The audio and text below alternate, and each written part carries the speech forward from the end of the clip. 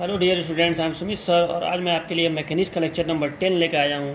देखिए, मैकेनिक्स के पिछले वीडियो लेक्चर्स में हम लोग यूनिट 5 सेंटर ऑफ ग्रेविटी पढ़ रहे थे। ठीक है, टोटल 6 यूनिट है जिसमें हम लोग यूनिट 5 पढ़ रहे थे। यूनिट नंबर 4 जो है फ्रिक्शन, वो मैंने छोड़ा हुआ है। तो चलो, इस यूनिट में हम लोग जो सेंटर ऑफ ग्रेविटी यूनिट है, इसमें हम लोग सेंट्रॉयड के बारे में पढ़े थे। ठीक है, कि सेंट्रॉयड होता क्या है, उसका डिफिनीसन सीखे थे, कुछ फार्मूलाज वगैरह देखे थे और उस पर न्यूमेरिकल हम लोग सॉल्व कर रहे थे। पिछले कुछ वीडियो लेक्चर्स में हम लोग कंपोजिट माने जब वस्तुएं जुड़ी हुई हों तो जो कंपोजिट प्लेन्स थे, ठीक है, जो मतलब दो सतह एक दूसरे में जुड़ा हुआ हो, तो उसका सेंट्रॉयड निकालना सीखे थे। जैसे जब दो आयत जुड़े हुए हों तो दो आयत जुड़ के बहुत तरह के सेक्शन बना सकते हैं, जैसे एल सेक्शन हो गया, आई सेक्शन हो गया। तो इस तरह के वस्तुओं का हम लोग सेंट्रॉयड निकालना सीखे थे। चैनल सेक्शन हो गया, जेड सेक्शन हो गया, ठीक है, अलग अलग तरह के शेप में। ऐसा भी हम लोग सीख लिए कि जरूरी नहीं है कि दो आयत ही जुड़े हों, ऐसा भी हो सकता है कि आयत के साथ त्रिभुज जुड़ा हो। तो ऐसे वस्तुओं का भी हम लोग सेंट्रॉयड निकालना सीख लिए। हो सकता है कि आयत के साथ वृत्त भी जुड़ा हो, तो कैसा भी वस्तु जुड़ा हो आप उसका सेंट्रॉयड निकाल सकते हैं। वृत्त और त्रिभुज सब जुड़ा हो आयत के साथ तो भी आप सेंट्रॉयड निकाल सकते हैं। ठीक है, तो एक ही फार्मूला था, X bar is equal to sigma A X upon sigma A और Y bar is equal to sigma A Y upon sigma A.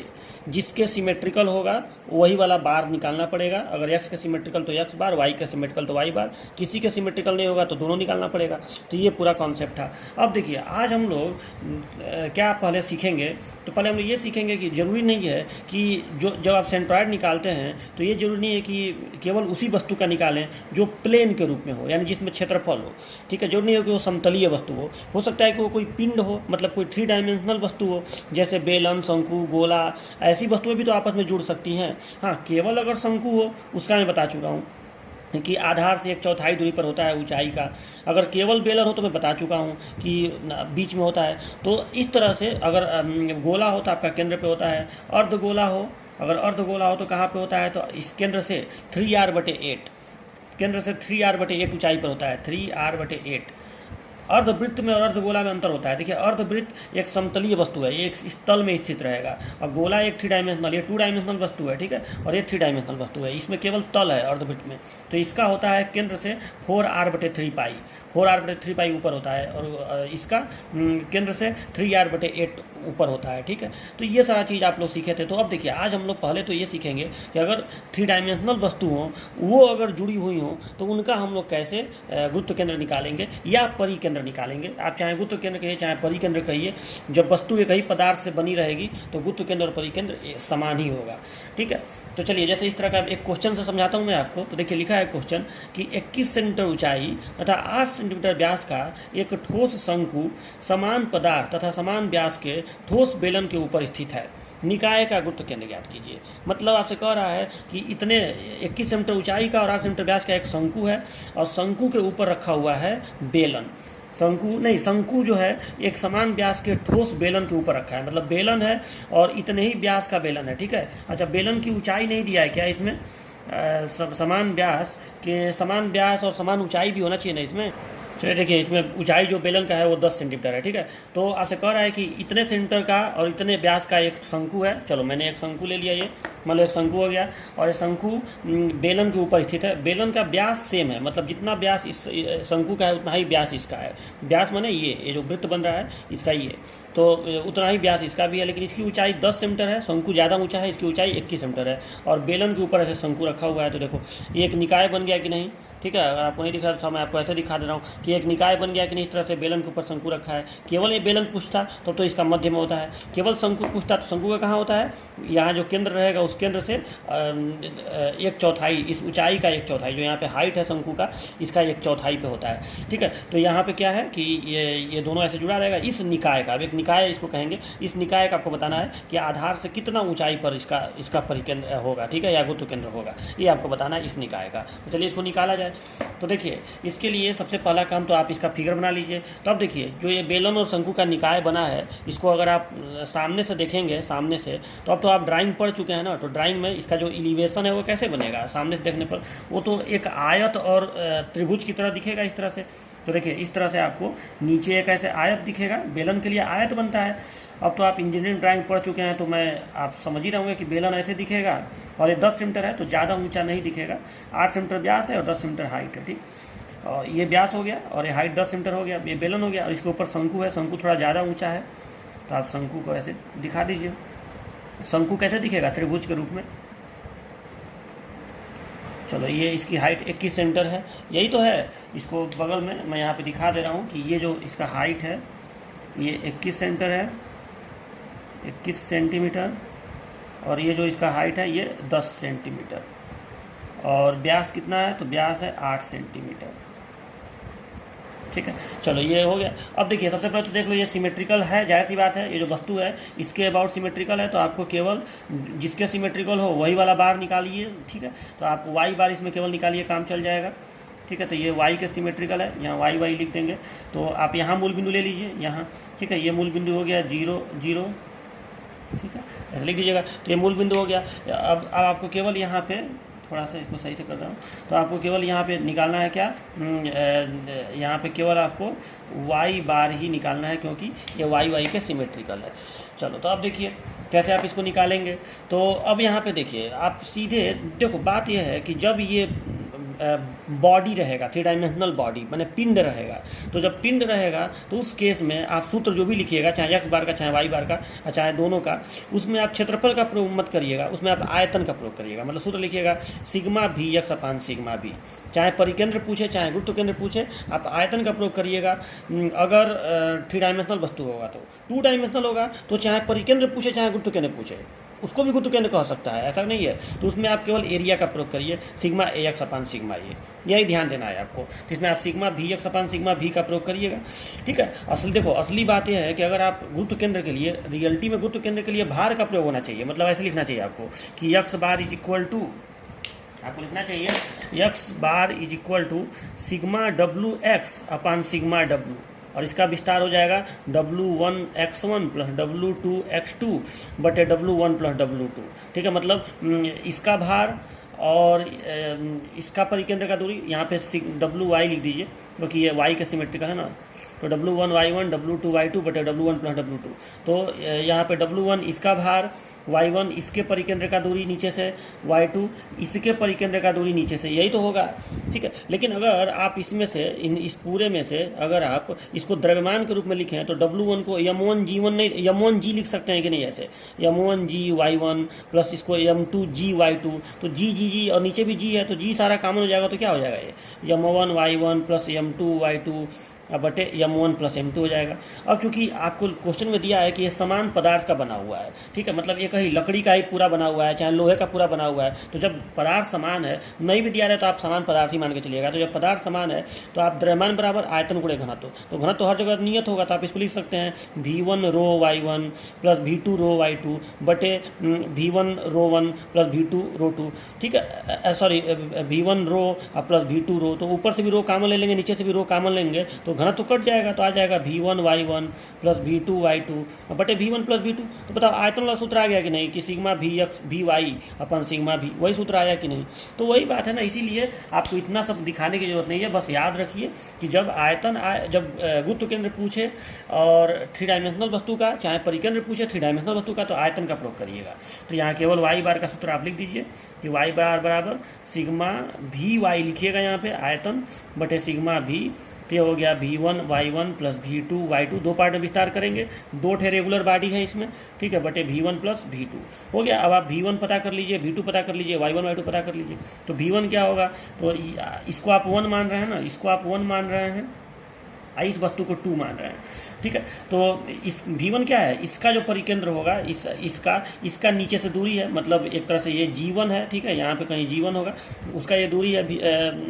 V1 क्या है, इसका आयतन है, तो आयतन क्या होगा बेलन का, तो बेलन का आयतन होता है पाई आर स्क्वायर एच।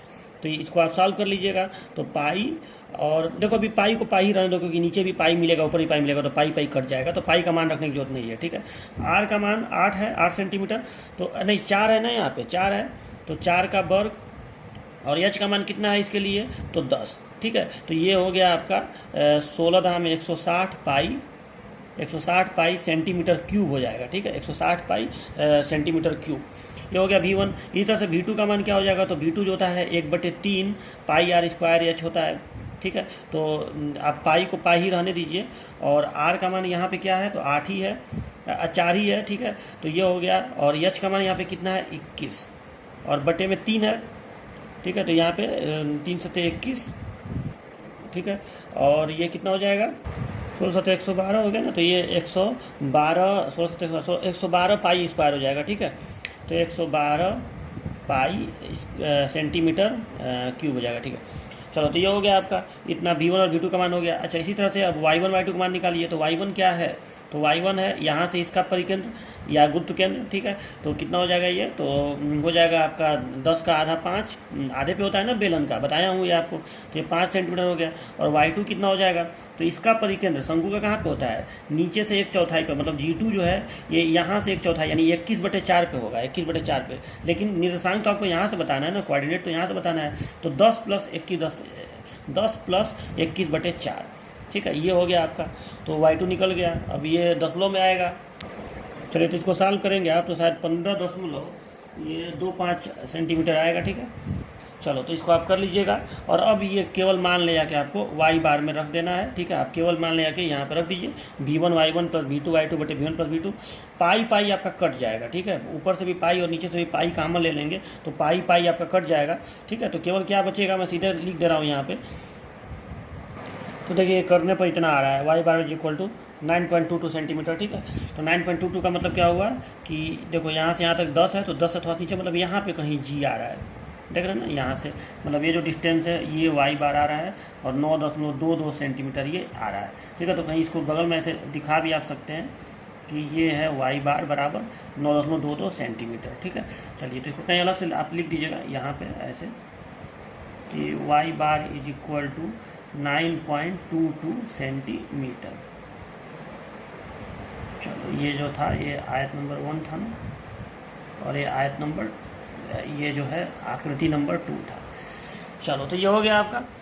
तो इस तरह से आपको ये क्वेश्चन करना है। तो इस पर मैं एक आध क्वेश्चन और आपको दे दूंगा ताकि आप आयतन वाला भी प्रैक्टिस कर लें, ठीक है। कुछ है नहीं, बस वही है, ठीक है। ये 2 क्वेश्चन आपको मैं इस टॉपिक पर दे रहा हूँ। पहला क्वेश्चन, 40 सेंटीमीटर व्यास का एक अर्धगोला उसी पदार्थ से बने 40 सेंटीमीटर व्यास के बेलन के ऊपर रखा है, ठीक है। अर्धगोला बेलन के ऊपर रखा है। यदि बेलन की ऊंचाई 80 मिलीमीटर है, नहीं, ये भी 80 सेंटीमीटर होगा, ठीक है। यदि बेलन की ऊंचाई 80 सेंटीमीटर हो तो उस संयुक्त पिंड का गुरुत्व केंद्र ज्ञात कीजिए, ठीक है। ये आपको बताना है। तो आप इसको कैसे करेंगे, तो ऐसे फिगर बना लीजिएगा। पर एक बेलन, ऐसे बेलन आयत की तरह से दिखेगा ऐसे, ठीक है। और इसके ऊपर एक अर्धगोला ऐसे, इसी के ऊपर इतना ही व्यास का अर्धगोला भी ऐसा हो गया, ठीक है। तो 2 आकृतियाँ इसमें बन रही हैं। इसको ऐसे सिमेट्रिकल कर लीजिएगा, वाई का सिमेट्रिकल हो जाएगा ये। तो केवल आपको वाई बार, यहाँ मूल बिंदु ले लीजिएगा, तो केवल आपको वाई बार निकालना रहेगा। तो sigma Vx / sigma V, sigma Vy / sigma V, तो V1 Y1 + V2 Y2 बटे V1 + V2 करिएगा।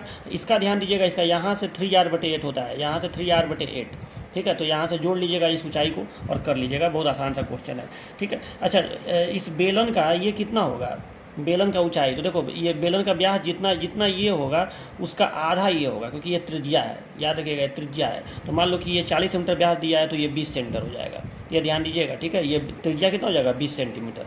चलो, तो ये 20 सेंटीमीटर त्रिज्या हो जाएगा। और ये कितना हो जाएगा, तो ये आपका हो जाएगा 80 सेंटीमीटर, ये तो दिया ही है बेलन का ऊंचाई। और ये कितना है, 40 सेंटीमीटर। ये व्यास है, ये व्यास है, ये त्रिज्या है, ठीक है। ये और ये बराबर होगा, ये भी त्रिज्या है, ये भी त्रिज्या है। चलो, ये हो गया। दूसरा क्वेश्चन देखिए, दूसरा क्वेश्चन में चित्र बनाया है, इसमें आपको CG निकालना है निकाय का, फाइंड CG, ठीक है। तो कैसे निकलेगा, एक शंकु है, देखो अगर लिखा न रहे तो इसको आदमी त्रिभुज समझ लेगा, इसको आयत समझ लेगा, इसको अर्धवृत्त समझ लेगा, इसलिए लिख दिया है कि ये शंकु है, ये बेलन है, अर्धगोला है। इसकी ऊंचाई 12 सेंटीमीटर, इसकी ऊंचाई 16 सेंटीमीटर और इसकी 5 सेंटीमीटर। अच्छा, इसका 5 होने का मतलब क्या हुआ कि अगर इसका केंद्र यहाँ पे है, अगर ये इसका केंद्र है, तो इधर 5 और इधर 5, यानी इसका व्यास कितना हो गया, 10 सेंटीमीटर, ठीक है। तो यानी अगर इसका व्यास 10 सेंटीमीटर और इसी के ऊपर बेलन रखा है तो बेलन का भी 10 सेंटीमीटर, और इसी के ऊपर त्रिभुज रखा है तो त्रिभुज का भी 10 सेंटीमीटर, ठीक है। तो मतलब ये नहीं आप सोचिएगा कि सर ये तो व्यास नहीं दिया है, यहाँ दे दिया ना त्रिज्या, तो ये व्यास 10 सेंटीमीटर हो गया। चलो, तो ये भी दे दिया है। अब क्या करिएगा कि ये भी सिमेट्रिकल है, तो वाई बार इसमें निकालना है, ऐसे सिमेट्रिकल बना लीजिएगा, ठीक है। तो इसमें भी वाई बार ही निकालना है।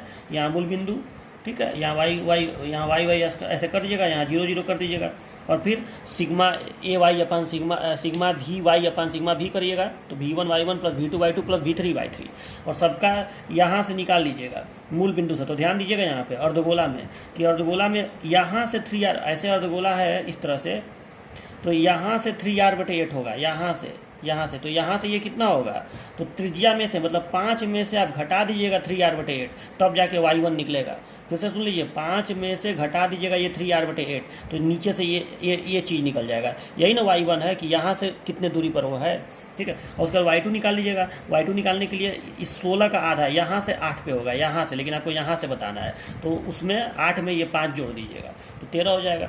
और फिर शंकु का जान ही रहे हैं 1/4 पे होता है, तो इस 12 का 1/4 यहाँ से और उसमें जो भी आएगा ये 12 का 1/4 उसमें ये पूरा जोड़ दीजिएगा यहाँ से यहाँ तक का, यानी 16 5 21 जोड़ दीजिएगा उसमें, तो ऐसे निकल जाएगा आपको I1 I2 I3। और ये V1 V2 V3 तो निकाल ही लेंगे। इसका होता है 2/3 πr³, इसका होता है πr²h, और इसका होता है 1/3 πr²h। पाई का मान मत रखिएगा, पाई बाद में कट के बाहर हो जाएगा, ठीक है। तो ये आप इसको करके मुझे दोनों का आंसर बताइएगा, सेंटीमीटर में इसका भी आएगा, सेंटीमीटर में इसका भी आएगा, वाई बार का मुझे मान बताइएगा व्हाट्सएप ग्रुप में, ठीक है। तो ये 2 क्वेश्चन मैं आपको अभी दे रहा हूँ। देखिए अब अगला हमारा टॉपिक है centroid of bodies with removed portion, ठीक है, मतलब कटे हुए वस्तुओं का सेंट्रॉयड, ठीक है। रिमूव्ड यानी वही निकाला हुआ या कटा हुआ, कटे हुए पिंडों का सेंट्रॉयड आपको निकालना है, परिकेंद्र या गुरुत्व केंद्र आप जो भी कहिए, ठीक है। चलो तो ये देखिए ये हो गया, मतलब इस पर आपको न्यूमेरिकल करना है, कोई इस पर थ्योरी नहीं लिखना है, बस न्यूमेरिकल करना है। मतलब किसी पिंड में से अभी तक आप सीखे कि किसी पिंड में कोई पिंड जोड़ दिया जाए, मतलब शंकु में बेलन जोड़ दिया जाए, या 2 आयत को जोड़ के यल सेक्शन बना दिया जाए, ठीक है, या आयत में त्रिभुज जोड़ दिया जाए, तो इसको कंपोजिट बॉडी कहते हैं, कंपोजिट, ठीक है। तो इसका आप सीखें। अब आपको सीखना है कि अगर किसी वस्तु में से किसी वस्तु को थोड़ा सा काट दिया जाए, हाँ, ये सारा काटा हुआ चीज़ या जोड़ा हुआ चीज़ नियमित होना चाहिए, मतलब आयत त्रिभुज जिसका आपको पता हो, सिंगल उस एक वस्तु का तो पता होना ही चाहिए, ठीक है। तो देखिए इसके लिए आप अब इस पर भी क्वेश्चन ही से मैं आपको समझा रहा हूँ कि कैसे सॉल्व करेंगे, कुछ इसमें तो वो तो करना नहीं है, तो ठीक है। 2 क्वेश्चन मैं आपको दिया हूँ, ये मैं आपको बता रहा हूँ, जब मैं क्वेश्चन दूंगा तो उसका नंबर मैं लिखूंगा कि क्वेश्चन नंबर 3 ये है, ठीक है। ये तो मैं आपको बताने जा रहा हूँ। देखिए अब इसमें एक क्वेश्चन लेकर आपके लिए मैं चल रहा हूँ। मान लीजिए क्वेश्चन इस तरह से है, ठीक है, मान लीजिए कि इस तरह से एक क्वेश्चन है ऐसे,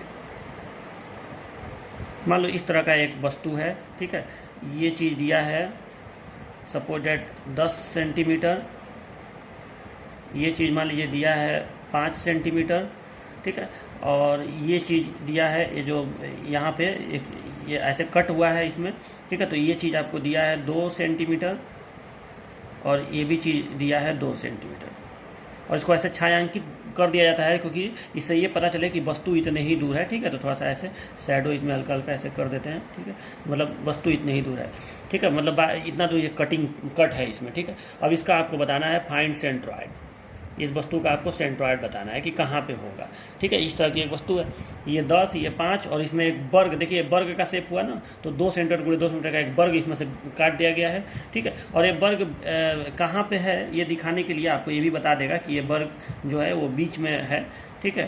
तो इसके लिए आपको ये चीज़ दे देगा कि ये कितने कितने दूरी पर है, ठीक है। तो ये आपको 4 सेंटीमीटर दिया है, नहीं दिया रहेगा तो पता नहीं चलेगा ना कि ये कट बीच में है कि कहाँ पे। अब 4 इधर मतलब एकदम बीच में है, 4 4 8 2 10 हो गया, ठीक है।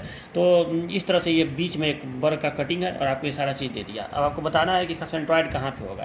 तो देखो इस तरह के क्वेश्चन में हम लोग क्या करते हैं, पहले मैं एक सिंपल क्वेश्चन लिया हूँ। इस तरह के क्वेश्चन में हम लोग क्या करते हैं कि हम लोग ये करते हैं कि मानेंगे कि ये पूरा ये वस्तु जो है, पूरा ये जो आयत है ऐसे है, ठीक है, पूरा ये आयत इस तरह से है और उसमें से इसको इतना दूर कट कर दिया गया, मतलब इसको 2 पिंडों से बना हुआ माना जा सकता है, जिसमें एक पिंड ये पूरा हो और इसमें से एक ये पिंड या ये जो इतना दूर शेप है, इतना दूर जो ये प्लेन है, ठीक है, यहाँ पे जो पिंड है तल के रूप में है, तो ये जो एक प्लेन है इस प्लेन में से माना जा सकता है कि ये प्लेन कट किया गया है, ऐसे आप मान के कर सकते हैं। तो ये हो गया, ये जो पूरा पिंड है, ये जो पूरा प्लेन है, ये हो गया प्लेन 1 और इसको आप लिख सकते हैं प्लेन 2, ठीक है, ये हो गया। अब इसमें देखिए आप करेंगे क्या, इस तरह के क्वेश्चन में आप सूत्र सीधे लिखेंगे। अच्छा ये बताओ ये सिमेट्रिकल है क्या, तो हाँ ये बिल्कुल देखो y के ये सिमेट्रिकल है कि नहीं, अगर आप यहाँ ध्यान से देखें तो y के सिमेट्रिकल है, ठीक है, यानी केवल y बार यहाँ निकालने की ज़रूरत है, सच पूछो तो x बार यहाँ निकालने की ज़रूरत है नहीं, ठीक है,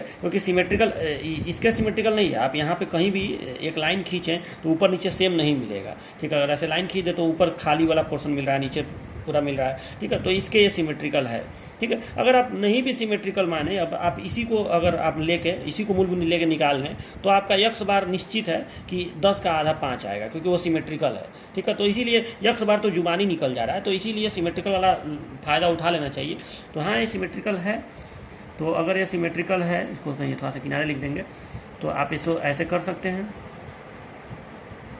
चलो ये हो गया वाई वाई वाई वाई, यहाँ मूल बिंदु ले लेते हैं, यानी अब हमको केवल वाई बार निकालने की ज़रूरत है, ठीक है। ये जो है ये इसको मैं आयत 1 मान रहा हूँ, इसको मैं 2 मान रहा हूँ ना, ठीक है, इसको मैं 2 मान रहा हूँ वर्ग को।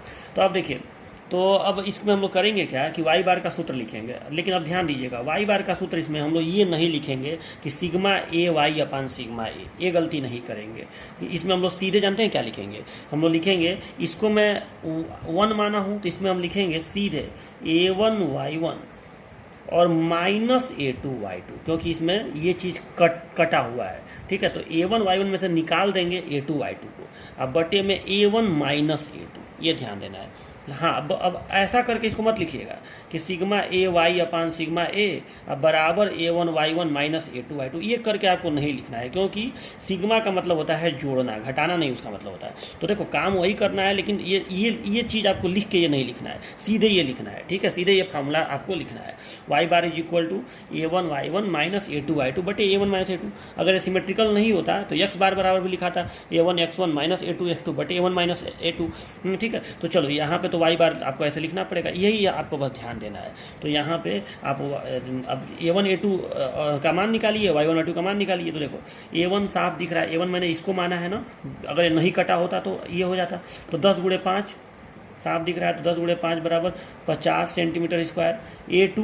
A2 जो कटा हुआ भाग है वो है, तो 2 × 2 यानी 4 सेंटीमीटर स्क्वायर, ठीक है। और Y1 तो देखिए Y1 नहीं कटा हुआ आयत, ठीक है, नहीं कटा हुआ आयत है, ठीक है, तो इसका कहाँ पे हो जाएगा 2.5 पे, 2.5 पे, ठीक है। ये अगर नहीं कटा होता तो यहाँ से मूल बिंदु से कितना ऊपर होता, 2.5, तो 2.5 सेंटीमीटर। और Y2 क्या हो जाएगा, तो Y2 इस वर्ग का कहाँ से, इस यहाँ से निर्देशांक आपको यहीं से बताना है, तो यहाँ से कितना ऊपर होगा, तो यहाँ से 1 पे होगा, वर्ग है तो वर्ग का सेंटर में होगा ना, तो ये चीज़ अगर 2 है, ये पूरा यहाँ से यहाँ तक, तो यहाँ नीचे से 1 पे होगा, इस 1 में आपको ये यहाँ से यहाँ तक जोड़ देना है। तो ये बताओ ये यहाँ से यहाँ तक कितना होगा, टोटल 5 है, 5 में से 2 निकाल दिए तो यहाँ से यहाँ तक 3 आया कि नहीं, तो 3 + 1 4, तो Y2 बराबर कितना हो गया 4 सेंटीमीटर। सारा चीज़ निकल गया। अब आप वाई बार केवल आपको निकाल देना है, सारा चीज़ का मान रखिए, वाई बार निकल जाएगा। तो देखिए ये मैं यहाँ पर मान भर के और इसको सॉल्व किया तो आया 2.4 सेंटीमीटर, यानी जो सेंट्रॉयड है ये यहाँ से 2.4 सेंटीमीटर पे होगा, ठीक है, यहाँ से, यानी अगर ये पूरा आयत हो, ये पूरा होता, ठीक है, आयत तो 2.5 पे होता ना, 5 का आधा 2.5, तो 2.5 पे थोड़ा सा नीचे, मतलब अगर ये यहाँ पे मान 2.5 है तो सेंट्रॉयड कहीं यहाँ पे इस जगह पे कहीं सेंट्रॉयड है इसका, ठीक है। उसको दिखाने की जरूरत नहीं है, बस मैं आपको समझाने के लिए बता रहा हूँ, ठीक है, कि अगर ऐसे कट लगा दिया जाए तो सेंट्रॉयड हल्का सा आधे से हल्का सा नीचे ही रहेगा, ठीक है, इधर से बीच ही में रहेगा, लेकिन इधर से अब बीच में नहीं रहेगा, थोड़ा सा बीच से हल्का सा नीचे 2.4 सेंटर पे ये रहेगा। तो पता चल गया सेंट्रॉयड वाई बार निकल गया। तो ये हो गया आपका कटे हुए वस्तुओं का। तो इस वस्तु में आयत में से वर्ग काटा गया है, ठीक है, ऐसे ही आयत में से त्रिभुज काटा जा सकता है, ठीक है, ऐसे ही वृत्त काटा जा सकता है, ठीक है, किसी आयत में से समलंब चतुर्भुज काटा जा सकता है। तो अलग अलग तरह के कटिंग वाले पार्ट हो सकते हैं, दो चीज़ें भी काटी जा सकती हैं। हो सकता है कि यही सूत्र आपको 3 पार्ट मिलना पड़े, A1 Y1 - A2 Y2 बटे A1 - A2 minus A1 Y1 - A2 Y2 minus A3 Y3 बटे A1 - A2 - A3, ऐसे भी क्वेश्चन आ सकता है। तो आपको अब इस टॉपिक पे प्रैक्टिस बस करना है, जितना ज़्यादा प्रैक्टिस करेंगे उतना सीखेंगे अलग अलग तरह के क्वेश्चन का, ठीक है। ये तीसरा क्वेश्चन मैं आपको दे रहा हूँ, इसका आपको सेंट्रॉयड निकालना है। अब देखिए इस क्वेश्चन में आप चाहें तो इसको 2 तरह से आप कर सकते हैं। आप चाहें तो इसको कंपोजिट बॉडी मान के भी कर सकते हैं, और चाहें तो इसमें से बॉडी निकाल के भी आप कर सकते हैं, ठीक है। इसमें ऐसे इसको शैडो किया हुआ है। ठीक है, और इसी का आपको सेंट्रॉयड निकालना है, इस तरह की वस्तु है। तो देखो ये 50 है, ये 20 है, ठीक है, और ये यहाँ से यहाँ तक यहाँ 10 लिखा हुआ है, ये 40 है, ठीक है। तो अब देखिए आप इसको चाहें तो दो तरह से कर सकते हैं, आप इसको दो वस्तुओं से जुड़ा हुआ मान सकते हैं ऐसे, ठीक है, और चाहे तो फिर इतने दूर को A1 इतने दूर को A2 ऐसे मान सकते हैं, दो तलों से जुड़ा हुआ मान सकते हैं, ठीक है। अच्छा ये सिमेट्रिकल नहीं है तो मूल बिंदु आपको यहाँ लेना पड़ेगा 0 0, ठीक है, मूल बिंदु लेके और फिर आपको इस आकृति का ये यहाँ से यहाँ तक कितना हो जाएगा, 40 में से 10 घटा देंगे तो ये कितना हो जाएगा 30, तो ये चीज़ 30 हो गया। अब देख लीजिएगा, ठीक है, तो आपको पता रहेगा। तो अब जाहिर सी बात है ये आयत है तो आयत का तो बीच ही में आएगा, तो ये 30 का आधा हो जाएगा 15 और ये 50 का आधा हो जाएगा 25। तो इस तरह से आपका x1 और y1 दोनों निकल जाएगा, ठीक है। इसी तरह से इसका आपको पता करना है कि या इसका बीच में होगा तो उसका डिस्टेंस कितना होगा, मतलब यहाँ से कितना इधर चलने पर मिल जाएगा x2 और यहाँ से कितना इधर चलने पर मिल जाएगा y2, तो x2 y2 भी पता चल जाएगा। और a1 a2 तो देखते ही निकल जा रहा है। तो आप चाहें तो ऐसे इसको लिख सकते हैं कि x बार बराबर sigma AX upon sigma A और फिर A1 x1 plus A2 x2 अपान A1 प्लस A2, ठीक है, ऐसे ही कर सकते हैं। और y बार बराबर sigma AY upon sigma A A1 y1 plus A2 y2 upon A1 plus A2, ऐसे कर लीजिएगा। लेकिन मैं आपको ये बोल रहा हूँ कि इसको आप चाहें तो ऐसे भी कर सकते हैं कि इस पूरे आकृति में से देखो, इसमें आप चाहें तो ऐसे भी तो कर सकते हैं कि इसको हटाओ, इस पूरे को आयत मान लें, ऐसे इसको पूरे को ऐसे आयत मान लें और इस आयत में से ये वाला आयत कट कर दें, ऐसे भी आप कर सकते हैं। ऐसे कि सिमेट्रिकल तो है नहीं तो इसमें आपको दोनों निकालना पड़ेगा, तो आप ऐसे भी कर सकते हैं कि x बार बराबर इस पूरे को आप 1 माने तो A1 x1 अब माइनस इतने दूर को आप कट कर रहे हैं तो इसका A2 x2 बटे A1 माइनस A2। बात समझ में आई कि नहीं, ठीक है, ऐसे भी आप कर सकते हैं।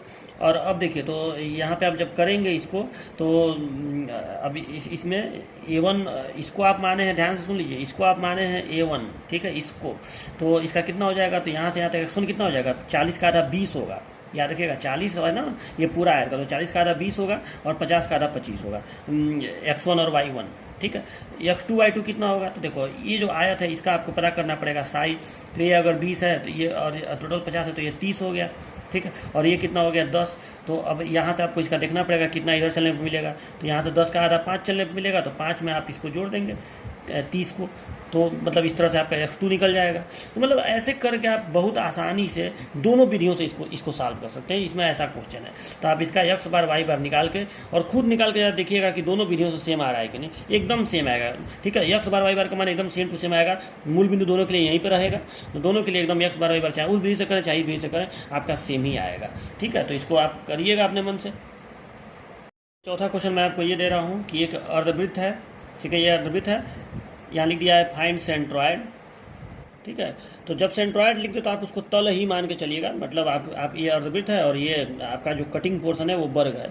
अगर CG लिखेगा तब जाहिर सी बात है, वैसे में आपको क्वेश्चन में क्लियर रखेगा कि ये कहीं गोला तो नहीं है, अर्धगोला तो नहीं है, मतलब ऐसा क्लियर कर देगा, ठीक है, ऐसा क्लियर कर देगा। लेकिन अगर नहीं क्लियर किया है तो आप चित्र देख के उसको तल वाला वस्तु ही मान के चलिएगा, ठीक है। और अगर क्लियर किया है तो ठीक है, फिर V वाला फॉर्मूला लगाइएगा, उसमें भी ऐसे लगाएंगे तब V1 x1 minus V2 x2 ऐसे करना पड़ेगा, उसमें जाहिर बात है बस माइनस करना पड़ेगा अगर कटा हुआ पोर्शन है तो ये तो सेंट्रॉयड है और नहीं कुछ लिखा है, मतलब ये अर्धवृत्त ही है और ये वर्ग ही है, ठीक है, समतलीय वस्तु ये मान के चलिएगा उसको। तो अब देखिए तो अब ये अर्धवृत्त में से ऐसे वर्ग काटा गया है, ठीक है। तो इसका तो अब एक ही उपाय है कि आप इसमें पहले इसको इस पूरे को जिसमें से कुछ भी ना काटा गया हो इसको A1 मान लीजिए, इसको 1 मान लीजिए और इस कटे वाले को 2 मान लीजिए, ठीक है। और ये भी सिमेट्रिकल है, यहाँ ध्यान दीजिए सिमेट्रिकल होगा ही, तो इसको मूल बिंदु मान के 0 0 और y बार केवल निकाल लीजिए, तो A1 y1 minus A2 y2, बस A1 अर्धवृत्त का क्षेत्रफल जान ही रहे हैं कितना होता है πr²/2, ठीक है। यहाँ व्यास दिया है, त्रिज्या निकाल लीजिएगा, और A2 कितना हो जाएगा वर्ग का क्षेत्रफल, y1 कितना हो जाएगा और y2 कितना हो जाएगा। तो देखिए y1 जो है अर्धवृत्त अगर ऐसे हो, ये थोड़ा सा समझने वाली बात है, कि अर्धवृत्त ऐसे हो तो यहाँ से इस केंद्र के ऊपर होता है 4r/3π, केंद्र के ऊपर, ठीक है। तो यहाँ अर्धवृत्त का केंद्र यहाँ पे होगा, तो यहाँ से 4r/3π मान लो यहाँ आए चाहे यहाँ आए कहीं भी आएगा, मतलब ऊपर से डिस्टेंस मिलेगा, जबकि आपको निर्देशांक जो है नीचे से बताना है, ठीक है। y1 जो है यहाँ से है, तो इस टोटल में से मतलब इस 1.5 में से, ये 1.5 होगा, याद रखिएगा 1.5, 3 का आधा ये त्रिज्या है, तो 1.5 में से 4r/3π घटा लीजिएगा, 4r/3π, जहाँ r का मान 1.5 है, तो ये आपका हो जाएगा y1, ये ध्यान दीजिएगा, ठीक है। और y2 कैसे निकलेगा, तो y2 यहाँ से अगर ये 0.5 है तो यहाँ से 0.5 का आधा हो जाएगा ये, 10.5 का आधा यानी 10.25, और 10.25 में ये इतना आपको जोड़ना पड़ेगा। तो ये कितना हो जाएगा, 1.5 में से 10.5 घटा दीजिएगा। ये टोटल यहाँ से यहाँ तक 1.5 है, तो 1.5 में 10.5 घटा देंगे तो ये नहीं निकल जाएगा, ठीक है। तो और उसमें इसको जोड़ दीजिएगा 10.25 को, तो y2 निकल जाएगा। समझ रहे हैं ना, देखो कि मूल बिंदु यहाँ पे है, तो यहाँ से आपको इसके परिकेंद्र की दूरी बतानी है केवल वर्ग का, तो ऐसे y2 निकल जाएगा। और फिर वही सूत्र a1 y1 minus a2 y2 बटे a1 माइनस a2 लगा दीजिएगा, हो जाएगा ये भी क्वेश्चन साफ, ठीक है। तो कुछ भी नहीं है इस क्वेश्चन में। अब अगला क्वेश्चन देखिए, अगला क्वेश्चन आपका ये है, इस तरह की आकृति है और इसका आपको क्वेश्चन वही है, फाइंड सेंट्रॉइड, ठीक है, find centroid of given plane, ठीक है। तो अब देखिए इसमें आप क्या करिएगा, तो इसमें आप ये करिएगा कि देखो इसमें आप ध्यान से पहले देखिए, तो इस तरह की वस्तु है, फिर उसमें ये भी एक छोटा सा वस्तु है, और फिर ऊपर एक गोला है, एक वृत्त है, गोला नहीं है वृत्त है, ठीक है। तो आप इसमें करिएगा क्या कि इतने दूर को एक वस्तु मान लीजिएगा, मतलब इतना दूर a1 हो गया, ठीक है, ये मान लो a1 हो गया, ठीक है। इसको आप मन करता आप इसी को a2 मान लीजिएगा, इसी को आप a2 मान सकते हैं। ये जो कटा हुआ भाग है, ये जो बिना कटा हुआ भाग है, ध्यान से सुन लीजिए, जो बिना कटा हुआ भाग है ये है क्या, a1, इसको आप 1 मान रहे हैं। ये जो भाग है इसको आप 2 मान रहे हैं, ठीक है। इसको आप 3 मान रहे हैं और इसको आप 4 मान रहे हैं। तो सूत्र क्या लिखेंगे, तो लिखेंगे, और ये सिमेट्रिकल है तो y बार केवल निकालना पड़ेगा, तो y बार का सूत्र क्या लिखेंगे, तो y बार का सूत्र लिखेंगे, अब सिग्मा हुआ तो सिग्मा मत लगाइएगा, यानी कि पहले सिग्मा लिखें, क्योंकि यहाँ पे कटा हुआ भाग है, तो कटा सिग्मा मत लिखिएगा, सीधे लिखिएगा y बार बराबर क्या लिखिएगा, ठीक है। यहाँ पे बुक पे मैं नहीं लिखूँगा, थोड़ा सा एक अलग पेज पे लिखता हूँ। हाँ, तो देखिए लिखिएगा y बार बराबर फार्मूला क्या लिखिएगा, इसको आप a1 मान रहे हैं ना, इसको, ठीक है, तो a1 y1, ठीक, इसको a2 मान रहे हैं, तो और इसको घटाना पड़ेगा, तो a1 y1 minus a2 y2, अब प्लस इसमें ये जोड़ना है तो प्लस a3 y3, और फिर इसमें ये जोड़ना है तो प्लस a4 y4, अब बटे में a1 minus a2 plus a3 plus a4, बस हो गया, बात खत्म, इससे निकल जाएगा। आप इसको चाहें तो इस सूत्र को ऐसे भी लिख सकते हैं कि y बार इक्वल टू, मान लो कि आप इसी को a1 मान रहे हैं, इसको a2 मान रहे हैं, इसको a3 मान रहे हैं, इसको a4 मान रहे हैं, तो ऐसे भी लिख सकते हैं a1 y1 plus a2 y2 plus a3 y3 और माइनस a4 y4। आप जहाँ जिस नंबर पे भी चाहें इसको लगा सकते हैं। अब बटे में a1 plus a2 plus a3 और माइनस a4, कैसे भी आपकी मर्जी, जैसा मन करे आप लिखिए, ठीक है। बस इसको घटाना है तो इसके लिए माइनस लगाना पड़ेगा, ठीक है। तो मैं अच्छा ये रहेगा कि आप इसको a1 मानिए, इसको a2 मानिए, तो a1 माइनस a2 मतलब a1 y1 minus a2 y2 और प्लस a3 y3 और प्लस a4 y4। यहाँ मूल बिंदु है तो इसके रेस्पेक्ट में सबका निर्देशांक बारी बारी निकालते जाइए। देखिए नियम सेम रहेगा, ठीक है। पहले a1 पता कर लीजिए, a1 ये ठीक है, ये पूरा हो जाएगा बिना कटा हुआ वाला आयत, ठीक है। तो ये 40 गुणे ये जोड़ लीजिएगा, 40 20 60 और 20 80, 40 गुणे 80 हो जाएगा, प्लस a2 y2 नहीं माइनस a2 y2, तो इसका आप निकाल लीजिएगा, इसका कितना हो जाएगा, त्रिज्या दिया हुआ है तो, ठीक है। और इसका परिकेंद्र यहाँ से 4r/3 पाई पे होगा, तो ऐसे करते जाएगा अपना, ठीक है। इस बिना कटे हुए आयत का कहाँ पे होगा, तो नीचे से 20 पे होगा, यानी y1 20 हो जाएगा, y2 4r/3 पाई हो जाएगा, ठीक है। उसके बाद इस आयत का यहाँ से इस जगह से आधा पे हो जाएगा, लेकिन आपको नीचे से निकालना रहता है तो y3 निकल जाएगा, और इसका तो केंद्र पे ही होगा। समझ में आया कि नहीं, बहुत आसान है ये क्वेश्चन, ठीक है। तो आप इसको करके मुझे y बार का मान बताइएगा, बहुत अच्छा क्वेश्चन है ये। चलो तो ये भी कर लीजिएगा। क्वेश्चन नंबर 5वां है, ठीक है, ये क्वेश्चन नंबर 5वां है, 5 क्वेश्चन हो गया। अब अगला देखिए, क्वेश्चन ये है, इसका मैं नंबर नहीं दे रहा हूँ क्योंकि मैं आपको बताने जा रहा हूँ, ठीक है। जो क्वेश्चन मैं नंबर दे रहा हूँ वो केवल आपको करके दिखाना है, ठीक है। तो इसका ऐसे ही मैं लिखा हूँ।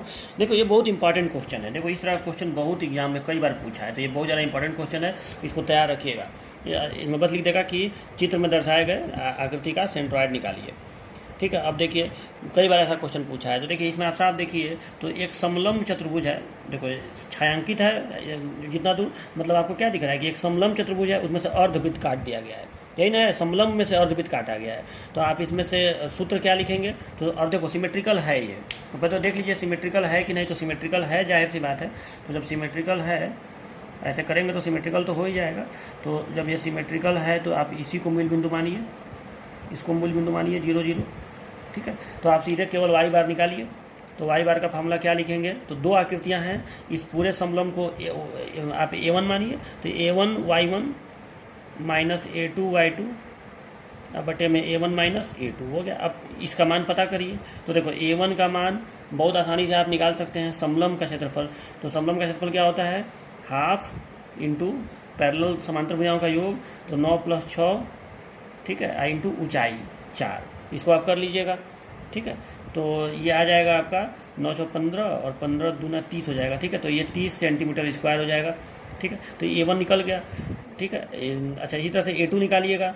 A2 मतलब इस अर्धवृत्त का क्षेत्रफल, ठीक है। तो अर्धवृत्त का क्षेत्रफल कितना हो जाएगा, तो πr²/2, ठीक है, ये हो जाएगा। अच्छा, आर्क 3 सेंटीमीटर दिया है यहाँ पे, इसको सॉल्व आप कर लीजिएगा। पाई का इसको आप सॉल्व करेंगे तो ये आएगा, आप रख के करिएगा तो ये आएगा 14.13 सेंटीमीटर स्क्वायर, ठीक है। आगे ये पाई का मान 3.14 या 22/7 जो भी मन कर रख लीजिएगा।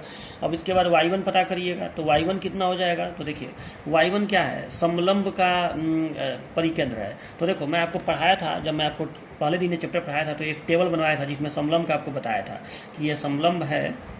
मैंने ऐसे लिखा था कि ये अगर A है, अगर ये वाली भुजा B है, ठीक है, और मान लो कि इसका परिकेंद्र यहाँ पे G है, तो ये डिस्टेंस कहलाएगा, यहाँ मान लो मूल बिंदु है, तो ये डिस्टेंस y बार है और ये डिस्टेंस x बार है। मान लो परिकेंद्र यहाँ पे है, तो ये डिस्टेंस जो है, ये नीचे वाला भुजा B है और ये डिस्टेंस जो है x बार है, ठीक है। तो मैंने आपको बताया था कि x बार आप कैसे निकालेंगे। तो क्या सूत्र बताया था, तो यहाँ पर सच तो आपको y बार से मतलब है। तो y बार का सूत्र क्या बताया था मैं, तो बताया था 2a, इस छोटे वाले का दुगुना करने को कहा था, 2a + b अब बटे में a + b इंटू h/3, ये h है, ठीक है। तो h/3 ये आपको सूत्र बताया था मैं, 2a + b बटे में a + b इंटू h/3, ठीक है। और x बार का क्या बताया था, तो x बार का बताया था आपको a² + b² अब प्लस ab अब बटे में 3a + b। लेकिन यहाँ हमको x बार से मतलब नहीं है, क्योंकि हमको केवल यहाँ से बताना है कि परिकेंद्र अगर ये समलंब नहीं कटा होता तो इसका परिकेंद्र कहाँ पे होता, मतलब केवल हमको y बार से मतलब है, यानी y1 बताना है। तो y1 कैसे निकलेगा, ये वाला सूत्र, h/3 2a + b बटे a + b। तो h/3 मतलब 4/3 इंटू 2a + b, यानी 2 × 6 प्लस b 9 अब बटे में a + b, यानी 6 + 9, ठीक है। ये हो गया आपका। यहाँ ध्यान दीजिएगा, इसको ऐसे ब्रैकेट लगा दो, इसको 1 में रखना पड़ेगा, ठीक है। इसको आप सॉल्व करेंगे तो y1 निकल जाएगा, ठीक है। इसको आप करिएगा तो y1 का मान आपका आएगा, जब आप इसको करेंगे तो y1 का मान आएगा y1 का आएगा 1.86 सेंटीमीटर, आप करिएगा आ जाएगा, ठीक है। 1.86 सेंटीमीटर ये आ जाएगा, ठीक है। अब देखिए, अब इसके बाद आप लोग y2 निकालिए। तो y2 का मान कैसे निकलेगा, तो y2 का मान, ये अर्बित है तो अर्बित का यहाँ से 4r/3 पाई पे होता है, सीधे y2 निकल गया 4r/3 पाई। इसको आप करिएगा, r का मान 3 रखिएगा, तो इसको जब आप करिएगा तो ये आएगा आपका 1.27 सेंटीमीटर। और ये सारा मान जब आप ले आके ऊपर वाले फॉर्मूले में रख देंगे तो y बार देखिए कितना आ जाएगा, रख के देख लीजिएगा, ठीक है। तो y बार आपका आ जाएगा, आप वहाँ पे पुट करेंगे तो y बार आएगा 2.38 सेंटीमीटर, ये y बार का मान आ जाएगा 2.38, ठीक है। 2.38 का मतलब कि अब यहाँ से ये अगर 3 है तो इसके बीच में, मतलब देख रहे हो इसी अर्धवृत्त के यहाँ पे कहीं पे, यहाँ पे परिकेंद्र आ रहा है, ठीक है, 2.38 सेंटीमीटर। तो ये पता चल गया हमें। तो ये क्वेश्चन बहुत बार एग्जाम में आया है, तो इसका बस ये वाला फार्मूला थोड़ा बच्चों को भूला रहता है, तो ये याद रखिएगा, h/3 2a + b बटे में a + b, ठीक है। तो ऐसे आप इसको करके निकालिएगा। तो ये समझ में आया ना। अब इसी पे मैं आपको एक क्वेश्चन दे भी रहा हूँ, समलंब वाले पे ही ये क्वेश्चन मैं आपको दे रहा हूँ। थोड़ा सा टफ है ये क्वेश्चन, लेकिन एकदम इजीली सॉल्व हो जाएगा। देखिए आप क्या करिएगा, सबसे पहले तो ये बात है कि ये जो वस्तु है इस तरह से ऐसे है, तो पहले ये देखिए कि सिमेट्रिकल है कि नहीं। तो सिमेट्रिकल है ये वस्तु, ठीक है। अगर इसको, लेकिन ये किसके सिमेट्रिकल है, ये इसके सिमेट्रिकल है, मतलब यक्स के सिमेट्रिकल है, यानी आपको यक्स बार इसमें निकालना पड़ेगा। तो मूल बिंदु कहाँ ले लेंगे, यहाँ पे, ठीक है। मूल बिंदु यहाँ ले लीजिएगा 0 0, यानी आपको यहाँ से बताना है कि कितना इधर जाने पर परिकेंद्र मिल जाएगा, वही x बार हो जाएगा।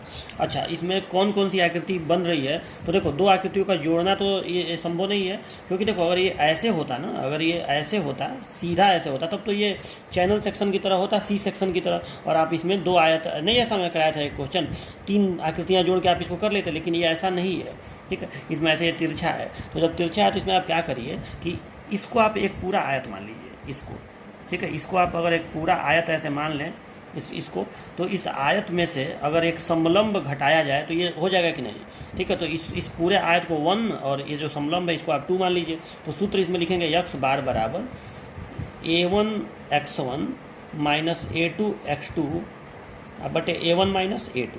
चलो अब बारी बारी पता कीजिए। तो A1 क्या है, आयत, ठीक है। तो मैं आपको अब देखो, मैं सॉल्व नहीं करूँगा, बस बता रहा हूँ। तो आयत है, तो देखो ये 40 × 60, क्लियर। चलो A1 हो गया। x1 कैसे निकलेगा, तो आयत का आप मूल बिंदु यहाँ लिए हैं ना, तो आयत का यहाँ से कितने पे होगा, तो 40 है तो 20 पे होगा, तो x2 20 हो जाएगा, ये भी हो गया।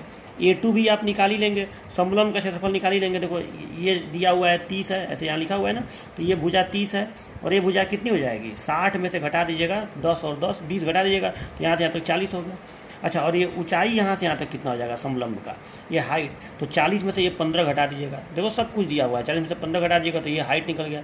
तो समलंब का हाइट पता है, दोनों आमने सामने की भुजाएं पता है, तो 1/2 गुणे समांतर भुजाओं का योग गुणे ऊंचाई, यही तो होता है क्षेत्रफल समलंब का। तो आपका A2 भी निकल गया, तो A1 A2 निकल गया और x1 तो निकल ही चुका है।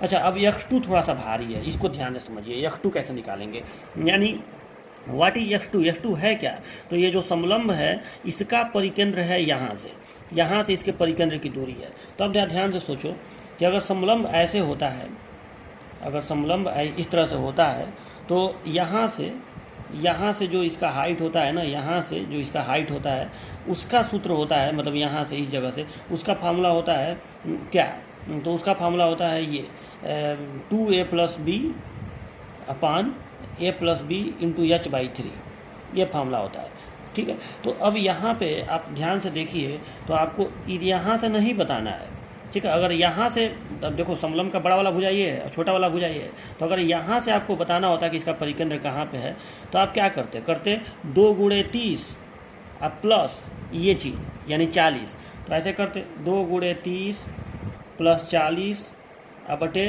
30 + 40 × h/3। h यहाँ पे क्या हो जाएगा, यहाँ से यहाँ तक का कितना निकाले हैं, 40 में से 15 घटा देंगे तो 25 आएगा ना, हाँ, तो ये 25/3, ठीक है, गुणे 25/3 h/3, ये होगा कि नहीं बताइए। तो ये समझ में आया ना। तो लेकिन आपको यहाँ से नहीं बताना है, आपको परिकेंद्र यहाँ से बताना है। तो ये बताइए, अगर आप इधर से परिकेंद्र निकाल लिए, तो अगर आप 40 में से उस दूरी को घटा दें तो यहाँ से परिकेंद्र नहीं निकल जाएगा। अगर नीचे से आप परिकेंद्र निकाल लिए तो उसको 40 में से घटा दीजिए और वही हो जाएगा क्या, x2। तो x2 का मान क्या हो गया, देखिए x2 का मान हो गया 40 माइनस इस 40 में से, ये 40 में से घटा दीजिए ये वाला चीज़ क्या, तो इसको पूरा ब्रैकेट लगा के सॉल्व करिएगा, ठीक है। तो ये पूरा ऐसे लिखाएगा 60 + 40/70 और गुणे 25/3। तो ऐसे करेंगे तो आपका ये x2 निकल जाएगा, समझ में आया ना। और ये x2 भी निकल गया, तो अब सबका मान यहाँ पे भर दीजिएगा, आपका x बार निकल जाएगा कि यहाँ से परिकेंद्र कितने दूरी पे होगा, बस यही आंसर हो जाएगा। तो मुझे पूरा उम्मीद है कि आपको ये भी क्वेश्चन समझ में आया होगा। चलिए अब एक लास्ट क्वेश्चन मैं आपको दे रहा हूँ, फिर ख़त्म कर दे रहा हूँ, 7वां क्वेश्चन। देखिए लास्ट क्वेश्चन मैं आपको ये दे रहा हूँ, ठीक है। इसमें आपको चित्र बनाया है, नीचे लिखा है अर्धगोला, बीच में है बेलन, ऊपर है शंकु, लेकिन शंकु में से ये थोड़ा दूर काट दिया है, ठीक है। मतलब जैसे ये शंकु है तो कुछ दूर ऊपर का ऐसे काट दिया है, ठीक है। तो आपको ये बताना है कि इसका परिकेंद्र, इसका CG बताना है, ठीक है। फाइंड CG ऑफ बॉडी, ठीक है। फाइंड CG गुरुत्व केंद्र बताना है, आप जो भी बॉडी यहाँ पे दिया हुआ है उसका। तो अब इसमें आपको बताना है, ठीक है। अगर ये नहीं लिखा होता तो एक दबाव सेंट्रॉइड ही निकालते, ठीक है। लेकिन जब लिख दिया है कि शंकु बेलन अर्धगोला है तो CG निकालना है इसमें। तो अब देखिए CG कही चाहे सेंट्रॉइड कहिए, बात तो फार्मूला में तो भी ही इस्तेमाल होगा। तो अब देखिए इसमें आप सबसे पहले तो एक चीज़ और कि ये अगर 9 है तो यहाँ से यहाँ तक त्रिज्या 9 ही होगी, ठीक है। ये चीज़ इसका 9 होगा, ठीक है। त्रिज्या 9 है, बेलन का हाइट 12 है, शंकु जहाँ पे कटा हुआ है उसका हाइट दिया हुआ है, ये ध्यान दीजिएगा। शंकु मतलब यहाँ से यहाँ तक का हाइट दिया हुआ है 9, और बेलन और अर्धगोला की भी त्रिज्या 9 है। और शंकु कटने के बाद जो ऊपर एक जैसे जो चीज़ कट जाएगा, जो कटा हुआ शंकु जो बाहर निकल जाएगा वो भी तो एक शंकु ही होगा, तो उसका व्यास दिया हुआ है 6। मतलब आप अगर इसमें से अगर यहाँ से ऐसे काट दे तो जो ऊपर का टुकड़ा बचेगा वो भी तो एक शंकु ही होगा, तो उसका व्यास 6 दिया हुआ है। जो कट वाला है वो है नहीं रियल में वस्तु के साथ, लेकिन वो दिखाया गया है डॉटेड से। तो आप करिए क्या, इसका सूत्र ऐसे लिखेंगे। अच्छा, ये सिमेट्रिकल होगा y के, तो यहाँ मूल बिंदु लेके और सूत्र ऐसे लिखेंगे कि देखो पहले तो इसको 1 मान लीजिए, इसको 2 मान लीजिए, इस पूरे को 3 मान लीजिए बिना कटा हुआ शंकु, और माइनस कर दीजिए ये कटा हुआ शंकु। मतलब आप ऐसे करेंगे v1y1 + v2y2 + v3y3 और माइनस v4y4 बटे में v1 + v2 + v3 और माइनस v4। ऐसे कर देंगे तो आपका सीधे वाई बार निकल जाएगा। तो अब मुझे ये तो आपको नहीं बताना पड़ेगा कि V1 कैसे निकलेगा, V2 कैसे निकलेगा, V3 कैसे निकलेगा। V3 ये पूरा है, अब V4 क्या है, ये है, ये चारों निकालिएगा। और फिर Y1 Y2 Y3, तो यहाँ से इसका कितने पे होगा, तो 3R/8 यहाँ से होता है, तो यहाँ से कितना हो जाएगा, 9 में से घटा दीजिएगा, हो जाएगा। फिर यहाँ से बेलन का कितना होगा, तो यहाँ से यहाँ 6 होगा, 6 में जोड़ दीजिएगा ये दूरी, 9 जोड़ दीजिएगा, निकल जाएगा। इस पूरे शंकु का यहाँ से देखिएगा कितने पे होगा। उसके लिए आपको इस पूरे शंकु की हाइट पता करनी पड़ेगी, तो थोड़ा दिमाग लगाइएगा। आप ये पूरा हाइट चाहें तो पता कर सकते हैं कितना होगा, ये पूरा हाइट थोड़ा बुद्धि लगाइएगा, ठीक है।